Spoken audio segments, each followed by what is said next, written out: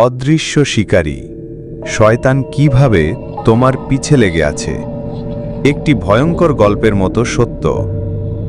অন্ধকারে তার নিঃশ্বাস শুনতে পাবে, কিন্তু দেখতে পাবে না। মনে করো রাত ৩টে, বাড়িতে সবাই ঘুম, তুমি একা, শুধু ফ্যানের আওয়াজ আর টিকটিকির ডাক। হঠাৎ কন কন, দেয়ালে আঙুলের খোঁচার শব্দ। তুমি চমকে তাকাও, কিন্তু কিছু নেই। শয়তান সেখানে আছে। তোমার ঘাড়ের পিছনে ঠান্ডা হাওয়া লাগে, কেউ তোমার চুল টান দেয়, কিন্তু পিছনে ফিরে তাকালে কেউ নেই। শয়তান তোমার প্রতিটি মুভমেন্ট ট্র্যাক করে। সে জানে তুমি কখন একা, কখন ভীত, কখন দুর্বল। সে তোমার মনের ভেতর কথা বলে। হঠাৎ রাতে ঘুম ভেঙে গেলে মনে হয় কেউ তোমার নাম ধরে ডাকলো, কিন্তু বাড়িতে কেউ জেগে নেই।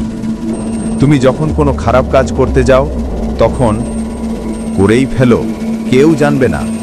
এটা তোমার নিজের চিন্তা নয়, এটা শয়তানের ফিসফিসানি। সে তোমাকে ধীরে ধীরে পাগল বানিয়ে দেবে।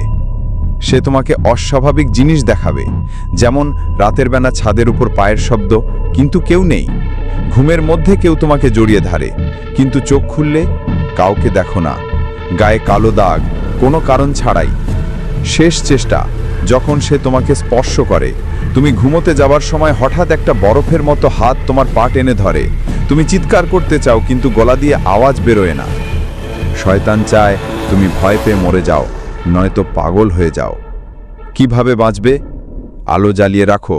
শয়তান অন্ধকার পছন্দ করে। কুরআন শরীফ খুলে রাখো, সূরা বাকারা পড়লে সে পালায়। আউযুবিল্লাহি মিনাশ শয়তানির রাজিম বলো, তার ফিসফিসানি বন্ধ হবে। সাবধান, সে শুধু তোমাকে ভয় দেখানোর জন্যই আসে না, সে চায় তোমার আত্মাকে নষ্ট করে দিতে। এখনই চারিদিক দেখো, কারো নিঃশ্বাস তোমার গায়ে লাগছে না তো?